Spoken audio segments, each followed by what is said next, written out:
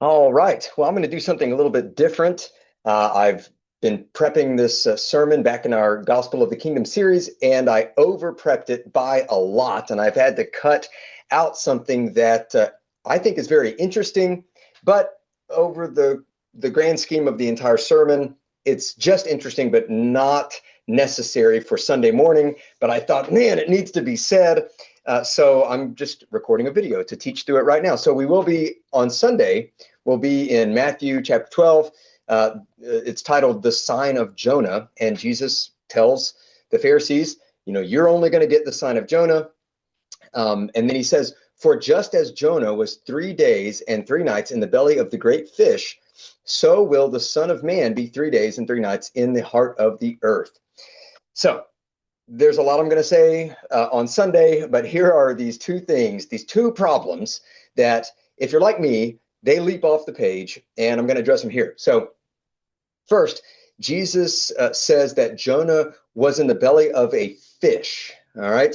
So you might have heard people say that Jonah must have been in the belly of a whale, because how could a person survive 3 days in a fish? At least whales, they breathe air, they come up for air. So maybe, as this whale is breathing air, he's got a passenger inside who's just breathing up all that whale air that goes wherever it goes inside of a whale. And so that Jonah's like Pinocchio in there, living off of this whale's oxygen. So, if it's a whale, why does Jesus say fish? If it's a fish, how could Jonah survive for 3 days and 3 nights inside this fish? So first, I don't know if that's a problem for you. It's a medium, tiny little bit of a problem for me, or at least it was at one time of my life. But basically, Jesus, of course, knows what kind of animal Jonah was in. But even if it was a whale, the ancient people of that time literally just referred to whales as fish. And it's that simple. So he could have been in a whale, and Jesus could have known he was in a whale, could have known he was in a whale, but said fish. That's just how people talked.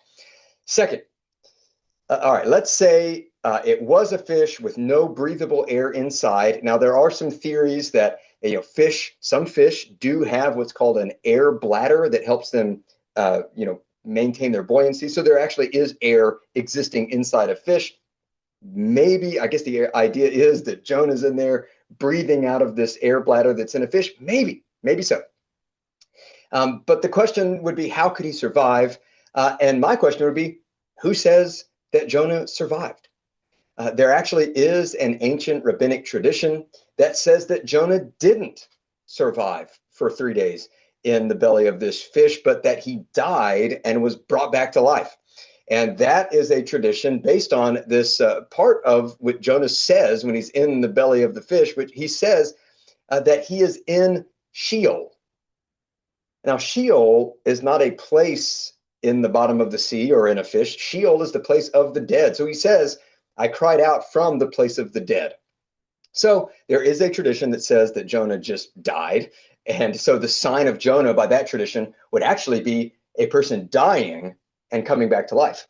So that corresponds really nicely with the fact that Jesus, of course, would die and come back to life.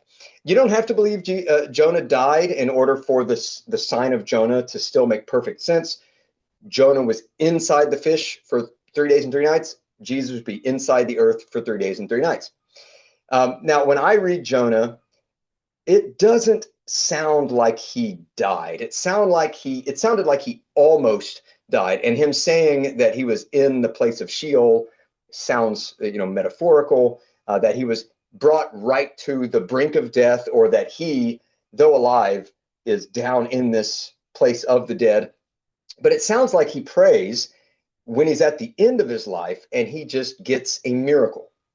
So to the question, how could a person survive 3 days in a fish? Well, I would say, it would take a miracle. And we believe in a miracle working God. So it shouldn't be that crazy to think that the God who created everything out of nothing could sustain a guy in an otherwise certain death sort of situation, or raise a guy from the dead if the guy actually died. All right, so that's not too big of a problem, but that's problem one. And here is problem two. Jesus says that Jonah was 3 days and 3 nights in the fish, and so the Son of Man would be 3 days and 3 nights in the heart of the earth. Now, many of you probably already know that Jesus was crucified on Good Friday. So he's, I guess he's buried in the afternoon on Friday. Perhaps you could count that as one day. But then you've got, so Friday, then Friday night, then Saturday night, and then he's raised Sunday morning, but there's no Sunday night involved. So where is that third night? 3 days and 3 nights, he says. So this has presented a little bit more of an interesting problem to try to figure out. And this has actually caused a lot of Christians to say that, well, Jesus must have been crucified on Thursday. And then if you count Thursday afternoon as Thursday, then you've got day, Thursday night, Friday night, Saturday night, and then boom, raised on Sunday. So I've heard some really good, well-argued arguments for that. In fact, I even heard a very well-argued idea that Jesus was crucified on a Wednesday and that he was resurrected at sundown, what we would call Saturday night, but I think you would call that maybe Sunday morning. Anyway, at sundown, though. So anyway, it doesn't matter how well something's argued. If it ain't right, it ain't right. All right. So there are two problems with this idea, with the idea that he was not crucified on Friday and then raised on Sunday. First, the first problem with the idea is that literally 100% of the early church believed that he was crucified on Friday and raised on Sunday for 1,000 years. Now, that doesn't necessarily mean that it's for sure true, but you need to be really careful. I've said this before. You need to have an extremely, excruciatingly good reason to part with church tradition, especially something like 100% of the church for 1,000 years. That has to, the evidence to make you depart from that has to be really overwhelming. And the fact is, no one really started thinking it until 1,000 years later. So you'd have to part with a lot of Christians, including the Christians who were there for it. So modern people have a pesky habit of thinking that we're smarter than everyone who has come before us. And that makes us think that we can just part with the first 1,000 years of Christianity just because, what do they know? They're ancients. So that's one reason. That's one reason that you would be cautious to adopt a Thursday crucifixion idea. The second reason is I think way stronger. There are 10 verses that say that Jesus would rise on the third day. So you've got 3 days and he rises on the third day. Then there are 5 verses that say he'll rise after 3 days. And then you have this one verse that says 3 days and 3 nights. It's the only time that 3 days and 3 nights is used in relation to Jesus' death and burial and resurrection. But so 3 days and 3 nights corresponds to after 3 days. But there's really no way to reconcile after 3 days and 3 nights and being raised on the third day, right? I mean, if you're saying after 3 days and 3 nights, then you are specifically meaning after the third day. But 10 verses say he was raised on the third day. So what we've got here is either a contradiction that means that all of Christianity is a lie, which that's not the one you should go with, or there's something about the language and the way that people are speaking that is not adding up. And this is not that uncommon. In fact, it's not that uncommon with 1, 2, 3. That's why if you've ever tried to have a group of people do that camera deal where you all jump at the same time and you take that cute picture, you say 1, 2, 3, half the people jump right when you hit 3 and half the people jump after 3, because that's just what it takes. It's just difficult to talk about time and units of time and intervals of time. So everybody has exactly 3 seconds to panic and worry that all of Christianity is a lie because of this contradiction. before I just tell you what the actual answer is. And this really is the answer. The answer to this, I think, is maybe not going to sound really deeply satisfying to a lot of people, because the answer is going to have to do with figures of speech. So, and it's basically this. The phrase 3 days and 3 nights is a figure of speech that is used differently than what we modern English speakers would want it to mean. Basically, according to the way that ancient Jews used the phrase 3 days and 3 nights, it literally actually could mean Friday afternoon to Sunday morning. Now, I know that makes a modern English speaker say, wait, there aren't 3 nights in there. And that's correct. There are not 3 nights in between Friday afternoon and Sunday morning. So how could we say that the term is a figure of speech, 3 days and 3 nights, that could literally refer to Friday afternoon to Sunday morning?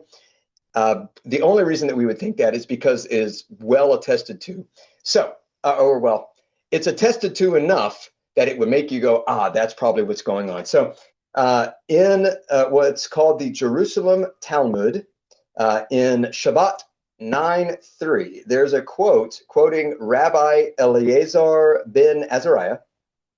And he says, literally, he says, a day and a night are an ona, a period of time. And a portion of an ona is as the whole of it. So a day and a night is an ona, a period of time. A portion of that ona is considered the entire thing. And now, what's interesting about this is that the conversation in this part of the Talmud is about ceremonial cleansing. And they're all saying, yeah, we all know it takes 3 days and 3 nights to become ceremonially purified if you become ceremonially unclean. And they're asking the question, how long is that exactly? Now, a modern English speaker would say, what are you talking about? That's midnight of this day, and then, night, day, night. It's 72 hours. It's 3 calendar days. That's what that means to us. But they're asking the question, what does 3 days and 3 nights mean? How long is that exactly? And nobody in that ancient time chimed in and said 72 hours. They were literally having the conversation. And it spanned everything from, it can be as many as 5 days to cover 3 days and 3 nights, to what Ben Azariah says, where he says it could be as little as an afternoon, a day, and a morning. And in this case, he actually gives the specific example. If a person becomes ceremonially unclean Friday afternoon, that ona counts as a day and a night. Then you have Saturday. And then by Sunday morning, that is considered the third ona, the third day and night. They're ceremonially clean. So all of this, hopefully that's convincing to you, because that really is I think the best way to understand how Jesus can say he'll be in the ground 3 days, 3 nights, and yet also clearly say he'll rise on the third day. That's in my opinion the only real clean way to be able to harmonize all of that together. So that was a lot. I don't even know how long the video is, but that would have consumed a lot of Sunday morning sermon. Hopefully now you've listened to this and you're ready for Sunday morning. Maybe some of you, I'm going to reference this video in the Sunday morning sermon. So if you're watching it then, hopefully that scratched the itch of the fish and the 3 days and 3 nights.